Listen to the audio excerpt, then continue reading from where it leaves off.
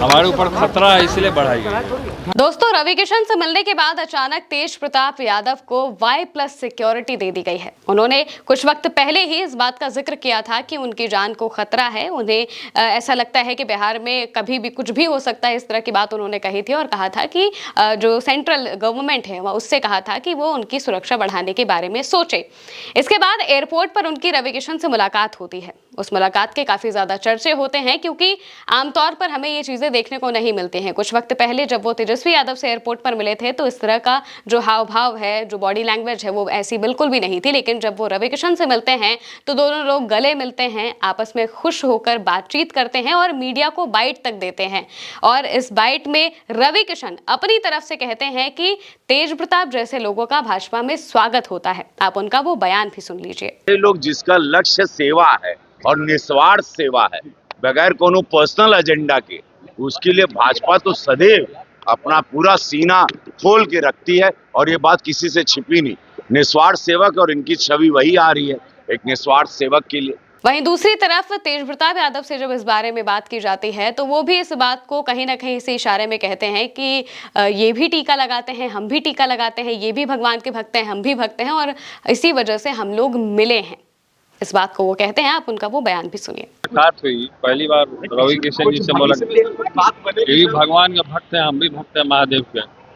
यहाँ मुलाकात हो गई। ये जो हम तो कहे ही ना शुरू से, जो बेरोजगारी मिटाएगा, जो रोजगार देगा, हम उसके साथ रहेंगे।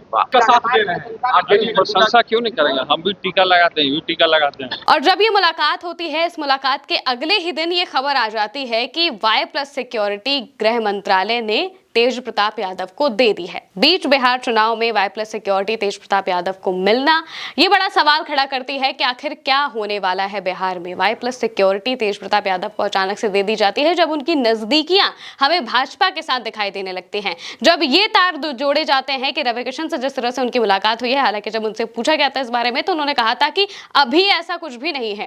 लेकिन तेज प्रताप यादव अक्सर फैसला जब ले लेते हैं उसके बाद ही लोगों को पता चलता है कि आखिर उनका फैसला क्या था। भले ही वो पहले नकारते रहे हो, क्योंकि जब पार्टी बनाने की बात थी, जब परिवार से निकाला गया था, तो सपोर्ट करने की बात थी, तब वो बड़ी बड़ी बातें करते थे। तब उन्होंने कहा था कि वो तेजस्वी यादव को सपोर्ट करेंगे, उन्हें सीएम बनाएंगे और पार्टी अपनी नहीं बनाएंगे और ना ही वो किसी पार्टी में शामिल होंगे। लेकिन वो अपनी पार्टी बनाते हैं, जनशक्ति जनता दल बनाते हैं, 44 प्रत्याशियों को भी बिहार के चुनाव में लड़ा रहे हैं और यहाँ तक कि जो तेजस्वी यादव हैं उनके सामने प्रत्याशी खड़ा करना और उनके सामने उस तरह से बातचीत ना करना, एक तरह से अगर कहा जाए कि कटाक्ष करना, ये दिखाता है कि किस तरह से वो परिवार से और पार्टी से दूर हो चुके हैं।